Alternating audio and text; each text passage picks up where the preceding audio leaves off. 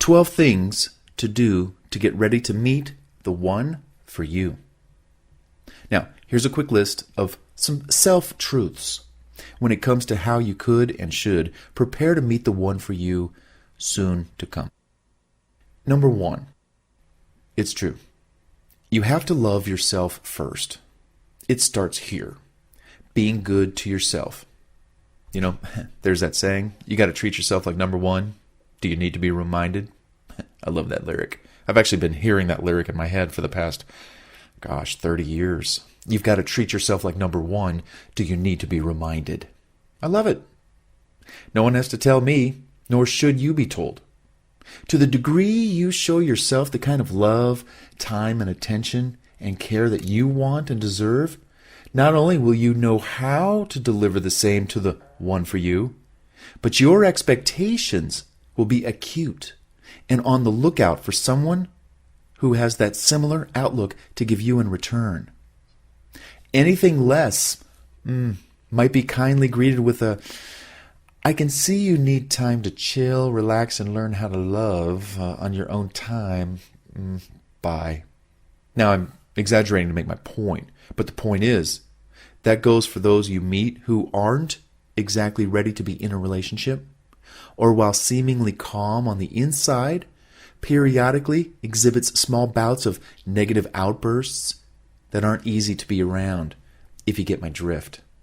See ya, I say. So, knowing how to love yourself first, abundantly, and just overflowing like waterfalls, just pouring out. Love yourself in all the areas of your life, whether it's physical, spiritual, mental, intellectual, emotional. Pamper yourself. Those are the kinds of qualities you want to bring to the table in that relationship, and you're looking for that as well. Because whatever you do for yourself, you're going to do the other person. And that other person, let's say that other person doesn't love themselves very much. They're going to be sort of a depressant. Do you want to hang out with that person? No way. I want someone who's alive, that treats themselves well, that takes care of themselves, because they're going to probably do that to me, and I'm going to do it to them, and it's going to be a revolving door. We're just loving each other. And Number 2, be your own best friend. This is very important. This means being able to enjoy your own company before you're in the company of another, namely the one for you. How do you get along with yourself? Are you comfortable in your own skin? If so, great. If not, that's okay. We can work on it. The idea here is to be able to be the best friend to yourself, because again, you'll want to become the best friend to the one for you, and you want that person to be your best friend as well. So you and they, we all need to be our own best friends first. Everything starts at home, in our body and our minds. Health, attitude, how we love ourselves, how we are our own best friend, right? Number 3, take responsibility for your own actions and decisions. Every action and decision, take responsibility. So true. How many people today don't take responsibility for anything that they say or do? You know, I've seen many never own up to the way they treat other people, let alone themselves. As a consequence, those bad decisions impact others around them negatively. I don't want that to be you. By taking responsibility for our actions, we can easily filter out those who don't in their lives. Number 4, be confident, strong, and assured. It's rather easy when you spend a little time each day getting to know yourself, what you like, what you don't like, what you want, what you don't want in life, and in the one for you. Confidence, that's having knowledge of the full, as much of the spectrum as possible. Maybe not the whole picture in the future. We can't predict the future. But having confidence in who you are, what you're made up of. Never let anyone boss you around, tell you what to do with your life, what's good for you, or what you should do, or who you should be with. If you have anybody like that in your life, it's okay. Give them an invoice for them bothering you. Just charge them. Charge them for, your presence in their life. Hey, you're really pissing me off. I tell you what, I'll let you keep pissing me off for $50, $100, $1,000, whatever your value is. The point is, people don't have a right. They don't have a right to bug you, to bring you down, to make you feel bad about yourself, when you yourself are confident, strong, and want to be assured as to who you are. Because at the end of the day, they're not paying your bills, hopefully. They're not dressing you in the morning. They're not making your meals at night. They're not shampooing your hair. They're not doing anything, and yet they think they've got some kind of possession over you. You know what? Show them the door. I'll tell you, these decisions that you make about your life, they're all yours. If you can vote, have a license to drive an automobile, pay rent, mortgage, pay your own bills, you can run your own life, period. End of story. Tell everybody else to bugger off. Number 5, act your age, not your shoe size. I haven't heard that one in a long time, but it's so true. How many people today aren't acting their age, but rather immaturely, act irresponsibly, and show up to the table to make noise and, immature decisions that in some way adversely affect others, especially you? Those people should and will be shown the door fast. You have a life to live, and someone to help you live that life with joy and long-term fantasy fulfillment is your goal. So lead by example, act your age, be mature, wise, and you'll attract the same qualities into your life. If anything, you'll deflect those who aren't acting their age. Daycare is down the street, a few blocks on your left. You can't miss it. I called them and told them you're coming. If you hurry, you can make nap time. Now, I'm sure you sense my sense of humor, my sarcasm, and my attitude on all this, but time is of the essence.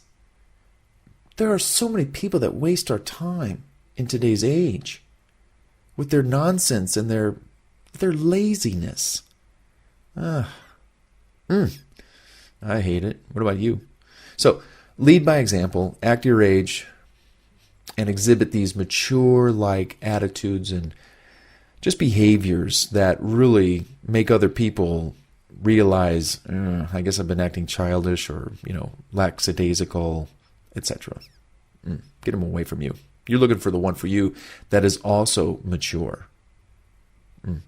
Number 6, be financially responsible and prosperous as much as possible. All this means is having a good paying job or a good business that you're in, learning skills that can pay you a good wage, keep you current with your bills, don't incur loads of debt, have some form of savings developing, 1 month, 2 month, 3 months savings. Don't touch it. Case of emergencies. If you don't have it, the money, don't spend it. Credit cards. Save for a rainy day.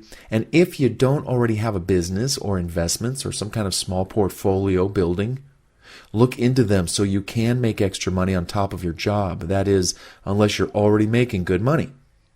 I remember a friend of mine when I was younger.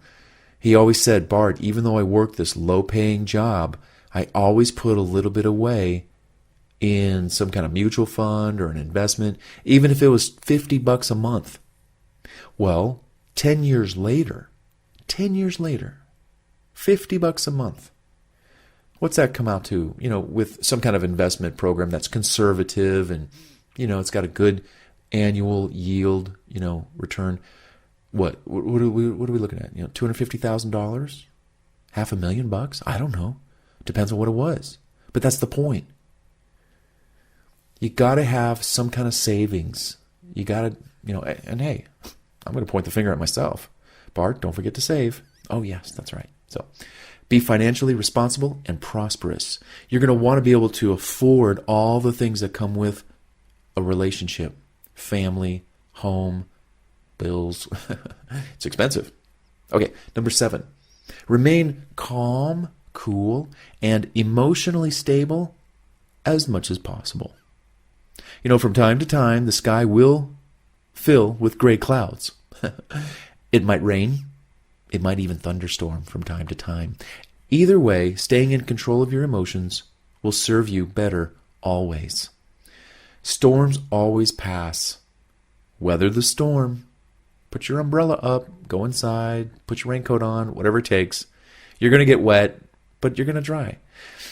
Best to just maintain your cool, remain calm. Never let them see you sweat. Always, always, always grace under pressure. Number 8, clean up your wardrobe. How do you dress right now? What's your wardrobe like? What do you wear? If you're single and out to impress, a lot can be said by how you dress and what you wear. Need help? Ask friends who've got good taste. Or visit your local department store and ask a variety of retail clerks to pick out some clothing items for you. Just walk in and say, "Hi, yeah, I'm here for some of the latest trends. Can you show me some of the stuff that's hot and people are buying right now? Because I have no taste." I mean, make it fun, right? They'll go, "Oh, I like you. You're cool. Okay, come with me. I'll show you this. Well, here, try this on, try this on, try this on." And then bam, you go try them on. Out of 5 outfits, go pick 1 or 2 just today. You can come back next week, okay? So, out with the old and in with the new wardrobe or look for you when you're about to be going out there looking for the one for you. Look sharp and dress the part. Besides, you'll feel like $1,000,000 if you dress well. And physically, where you think you might have some, hey, I don't know about this or that, my hair or lack of, or my body or this or that. I tell you something. All of that goes away when you dress sharp. Because, again, people judge a book by its cover. Sometimes. They shouldn't, but they do. So, if they look at your dress or your attire, your wardrobe, what are you wearing? That's the first thing they see. And they see more of that than they do you. And they haven't even spoken to you yet. So imagine somebody looking over at you and they just see you dressed so well. And yet you've got like 6 ears and 4 noses and 20 chins and, whatever. I'm exaggerating to make my point.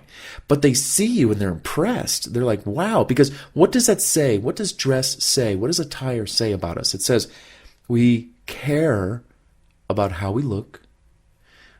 We are attuned with cleanliness and being sharp and clean, fresh, great impressions.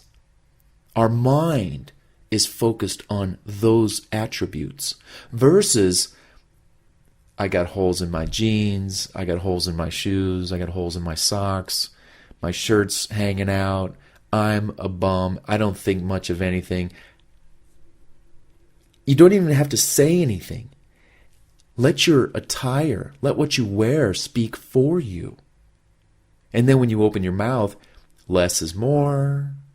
And bam, people are still soaking in. They're drinking that water of the eyes, looking at you because you dress so well. So, again, when you dress well, you feel like $1,000,000. That doesn't mean you have to spend a lot of money on your wardrobe. You don't.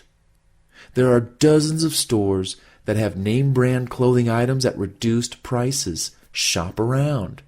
Take a break from your hectic singles schedule and spend a little time improving yourself in this area if need be. And it just starts with the first step forward, going to one store and then a second, then a third. Bring a friend, make it a nice outing, somebody you haven't spent time with in a long time. Hey, I got to go shopping for some clothes. Why don't you come with me and we'll talk and we'll have lunch. I'll treat and I appreciate your time. And we can talk about whatever that thing you wanted to talk about while I get some new duds. And with you there, you can comment, hey, how do I look, So guys, go get a gal.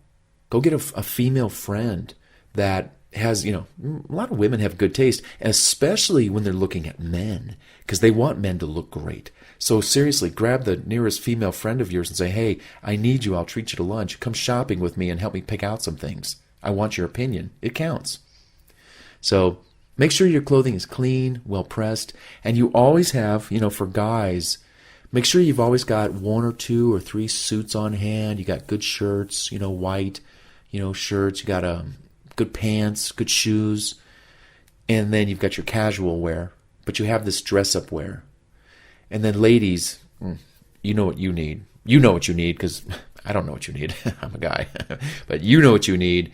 And look at other women and like, oh, I like that dress, or where'd you get that? You know, bam, bam, bam, you know. So clean up your wardrobe, number 8. That's so awesome.